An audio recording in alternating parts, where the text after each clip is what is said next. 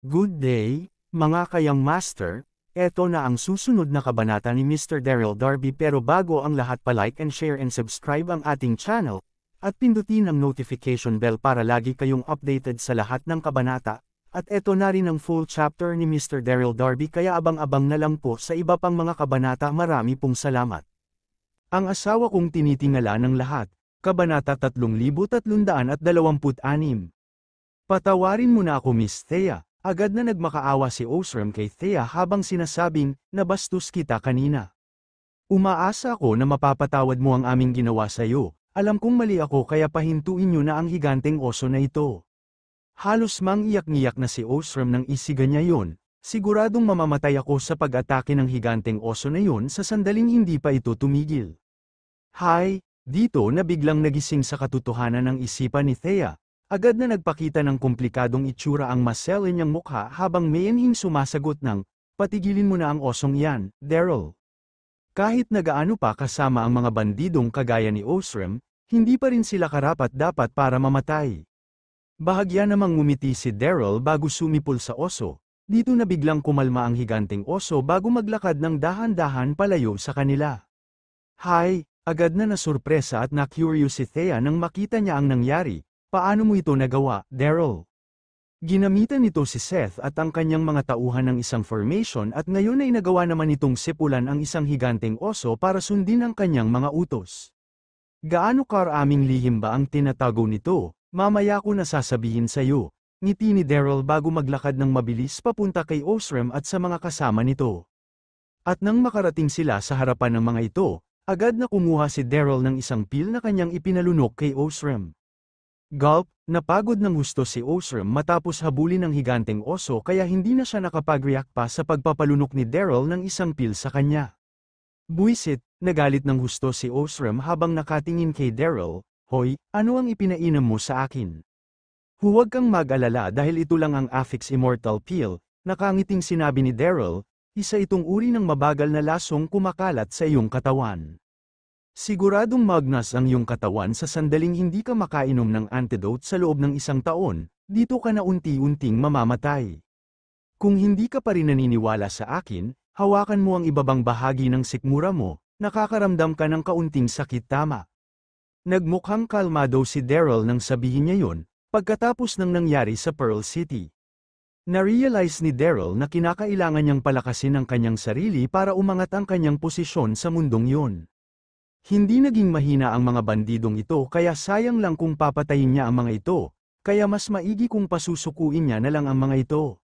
Affix Immortal Pill, dito na nagmukhang demonyo ang itsura ni Osram dahil hindi pa rin siya kumbinsido sa mga sinasabi ni Daryl. Pero agad na nagbago ang kanyang itsura nang hawakan na niya ang ibabang bahagi ng kanyang sikmura. Naramdaman ni Osram sa mga sandaling ito ang isang mahapding sakit sa ibabang bahagi ng kanyang sikmura. Sigurado siya na nagsasabi ng totoo ang taong ito, buwisit, natakot ng husto ang mga tagasunod ni Osram habang sinisigawan nila si Daryl. Hoy, gusto mo na talagang mamatay, ang lakas ng loob mong lasunin ang boss namin ah. Ibigay mo na ang antidote ngayon din kung ayaw mo pang mamatay. Nasa 100 mga tagasunod ang mabilis na pumaligid kay Daryl. Hindi naman nagpanik sa mga ito si Daryl habang dahan-daang sinasabi na, gusto ninyo akong aksyonan. Hindi pa naman nakakalayo ang higanteng oso na yun kanina. Hayaan mong sabihin sa inyo na ako lang ang nag-iisang tao sa buong Roland Continent na may kakayahang gumawa ng antidote para sa Affix Immortal Pill na ininom ng leader nyo. Kaya ihanda nyo na rin ang libingan ng inyong amo sa sandaling patayin nyo ako rito. Ito, agad na napatingin sa isa't isa ang mga maskuladong lalaki habang tumitigil sa pagpapadalos-dalos nang marinig nila ito. Dito na tumingin si Daryl kay Osram habang sinasabi na, wala naman tayong hinanakit sa isa't isa sa totoo lang. Ginawa ko ito dahil malalakas kayong tao kaya napagdesisyonan ko na gawin kayong tagasunod ko. Sisiguraduhin ko sa inyo ang inyong kaligtasan sa sandaling sumuko kayo sa akin. Ano sa tingin ninyo, hindi ko naman kayo pipilitin kung ayaw ninyong sumuko, pero makakasiguro kayo sa inyong sarili na 1 taon na lang itatagal mo sa mundong ito.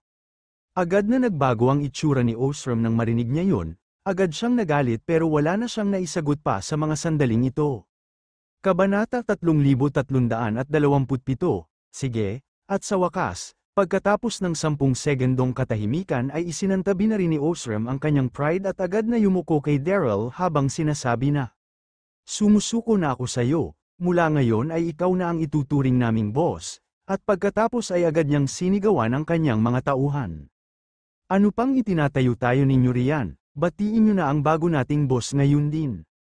Nagdalawang isip talaga si Osram na sumuko kay Daryl, pero wala siyang magagawa ngayong hawak na ni Daryl ang kanyang buhay. Siguradong mamamatay siya sa sandaling hindi siya rito sumuko. Sa loob ng isang iglap ay agad na itinago ng mga tauhan ni Osram ang kanilang mga sandata habang yumuyuko sa harapan ni Daryl. "Binabati ka namin boss." "Boss," natuwa ng gusto si Daryl nang makita niya yun. Agad niyang ikinaway ang kanyang kamay habang sinasabi na, "Magaling, mula ngayon ay isa na tayong team. Ako nga pala si Daryl Darby, maaari ninyo akong tawagin bilang Kuya Daryl." Mabilis naman itinago ni Osram at ng mga tauhan nito ang kanilang mga ulo nang marinig nila ang mga sinabi ni Daryl. Ito, nang inag ng husto ang katawan ni Thea nang makita niya yun, natigilan siya sa kanyang mga nasaksihan. Nagawa niyang mapasuko ang mga bandidong ito ng ganoon kadali, masyado itong kahanga-hanga. Hindi nagtagal ay dumating na rin sina Osram, Daryl at Thea sa kani-kanilang mga kampo. Nainis ng husto si Osram nung una pa lang, pero agad siyang humanga sa pagkatao ni Daryl nang makipag-usap na ito sa kanila ng maayos. Pagkatapos nilang bumalik ay agad na inutusan ni Osram ang kanyang mga tauhan na maghanda ng isang banquet para sa bago nilang boss. Mga kapatid, at nang magsimula na ang banquet ay agad na itinaas ni Daryl ang kanyang wine glass habang tumitingin sa kanyang paligid.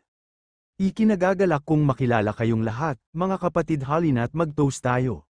Si Thea lang ang nag-iisang naiinis na nakaupo sa kanyang kinauupuan sa mga sandaling yun. Siya ang babaeng knight ng Pearl City kaya natural lang na mapuno siya ng pride sa kanyang sarili, kaya paano niya magagawang umupo kasama ng mga bandidong ito? Sa bagay, nakaramdam din ng inis si Thea sa inasal ni Daryl kanina, itinuring ni Thea na isang taong puno ng dangal si Daryl. Pero hindi niya inaasahang makakasundo nito ang mga bandidong yon. Nakita ni Daryl ang kakaibang itsura ni Thea pero hindi pa rin niya ito pinansin. Nagpatuloy lang siya sa pakikipag-inuman sa kanyang mga kasama, ang pagkakaibigan ng mga lalaki ay nabubuo sa wine na nakalatag sa lamesa. At pagkatapos ng ilang baso ay agad na napalapit ang relasyon ni Daryl, Osram at ang iba pang miyembro ng mga bandido.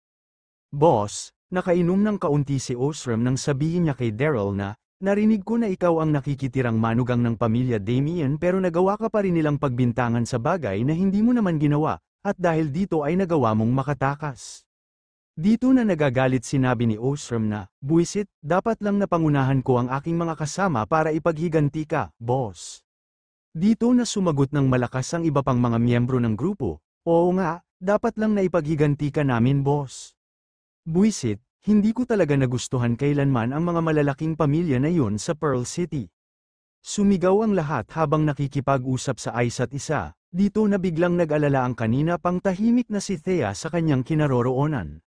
"Daryl, hindi ka dapat magpadalos-dalos dito," napakagat na lang sa kanyang labi si Thea habang kanyang sinasabi kay Daryl na, kahit na masama ang mga pamilya sa Pearl City, may mangilan-ngilan pa rin sa kanilang mga mabubuting tao, kaya pinutol naman ng ngiti ni Daryl si Thea sa pagsasalita, "Huwag kang mag-alala dahil palagi kong isa sa alang-alang ang tama at hindi magpadalos-dalos sa aking mga ginawa." Habang nagsasalita, tumingin si Daryl kay Osram at sa mga kasama nito, "Mga kapatid, hindi ninyo kailangang masali sa paghihiganti ko sa mga naglalakihang pamilya sa Pearl City. Isa lang ang hihilingin ko sa inyo, mula bukas ay pupunta kayo roon para protektahan ng patago si Miss Lolita.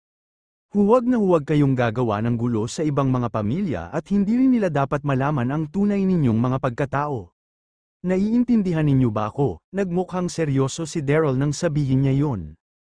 Kahit na nagawa niyang tumakas sa Pearl City, nag-alala pa rin si Daryl kay Lolita. Sa bagay, nagawa niyang ipangako kay Master Damien na poprotektahan niya si Lolita anuman ang mangyari. Kabanata 3328. Napatingin na lang si Osram sa kanyang mga kasama nang marinig nila ito, at pagkatapos ay napahinga na lang ng malalim si Osram habang humahangang sinasabi na, "Boss, hindi na maganda ang naging trato sa'yo ng pamilya Damien pero nagawa mo pa rin silang protektahan ng patago. Masyado ka talagang kahanga-hanga, wala pong problema. Huwag po kayong mag-alala dahil pupunta kami sa Pearl City bukas. Walang kahit na anong mangyayari kay Miss Lolita hanggat nandoon po kami. Kasabay nitong nanginig ang katawan ni Thea, hindi ito makapagsalitang tumitig kay Daryl sa mga sandaling iyon. Kung ganoon ay kinuha niyang mga tauhan ang mga bandidong ito para protektahan si Miss Lolita. Hindi siya nagawang pagkatiwalaan maging si Lolita sa mansyon ng mga Damien kanina pero nagawa pa rin niyang maging concern sa seguridad na ito. Masyado na talagang kahanga-hanga ang pasensya ni Daryl, isa nga talaga itong gentleman, nagpatuloy ang banquet hanggang sa lumalim ang gabi. Daryl, pagkatapos ng banquet, tumayo si Thea habang sinasabi na, "Hindi mo na kailangan ng proteksyon ko ngayong marami ka ng mga taga-sunod, mas mabuti kung aalis na ako ngayon."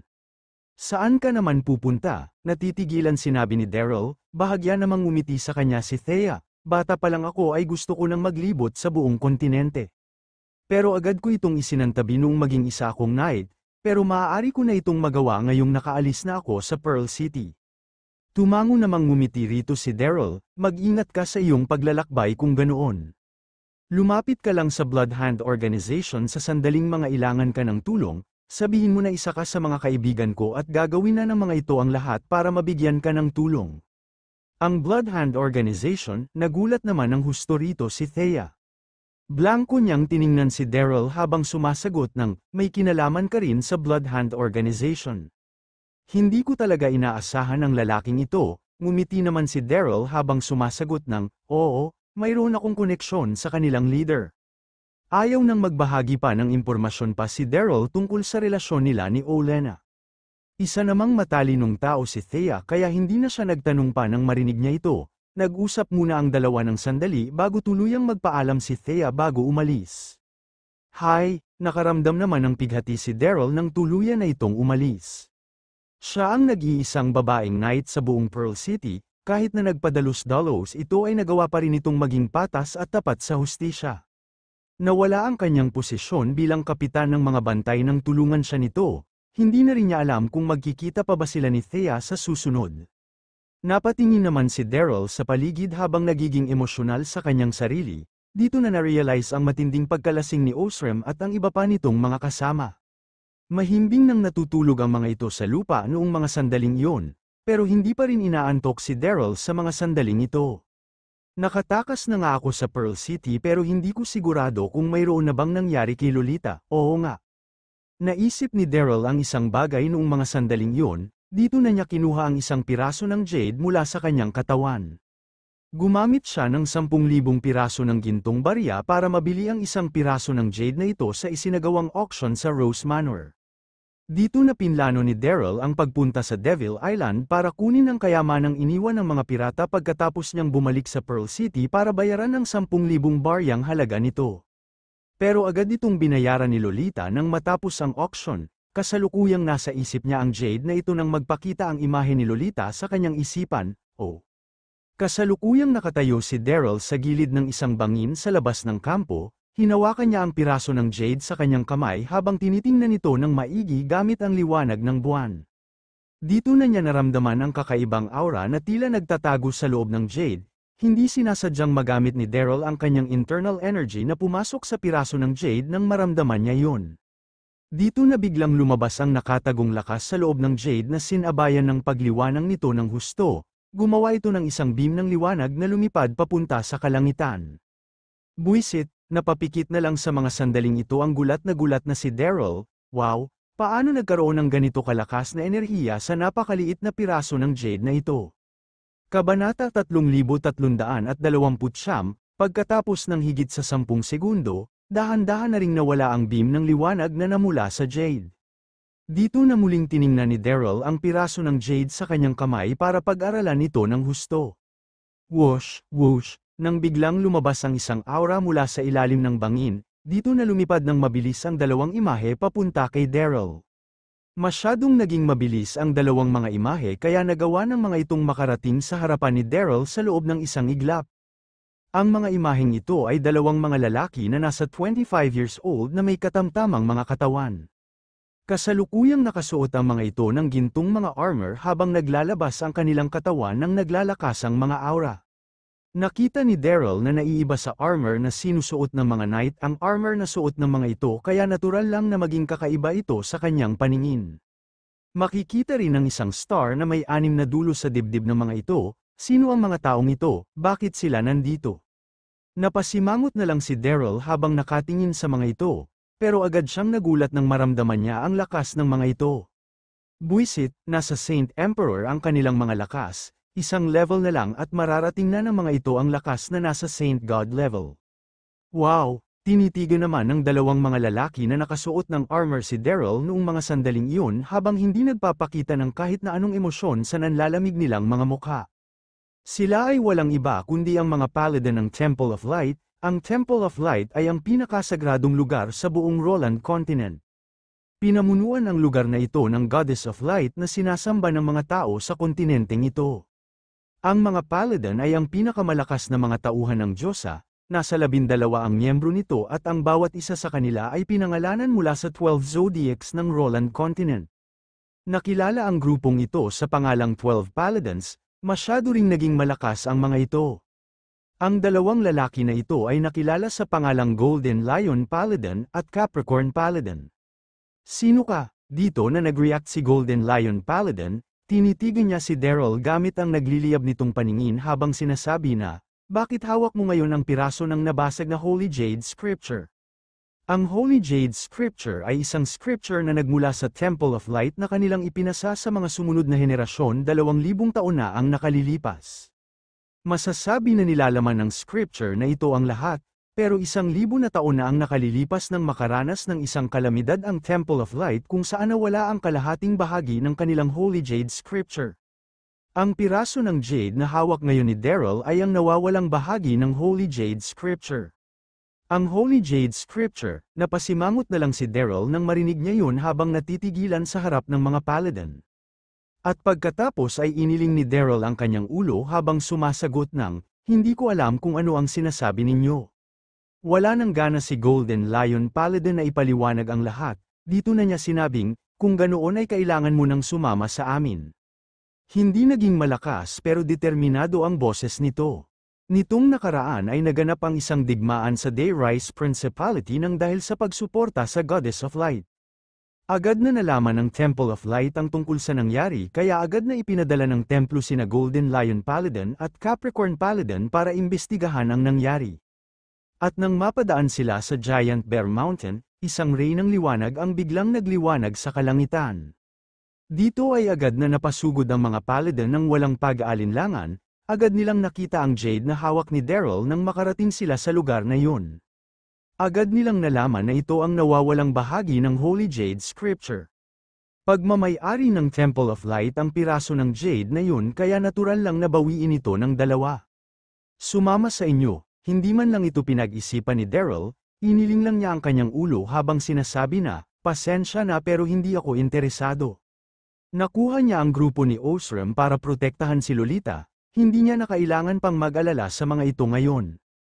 Nakatanggap na rin siyang balita tungkol kay Mia Oyeng kaya kinakailangan na niya itong mahanap sa lalong madaling panahon. Kaya paano niya magagawang sumama sa mga ito, snapped.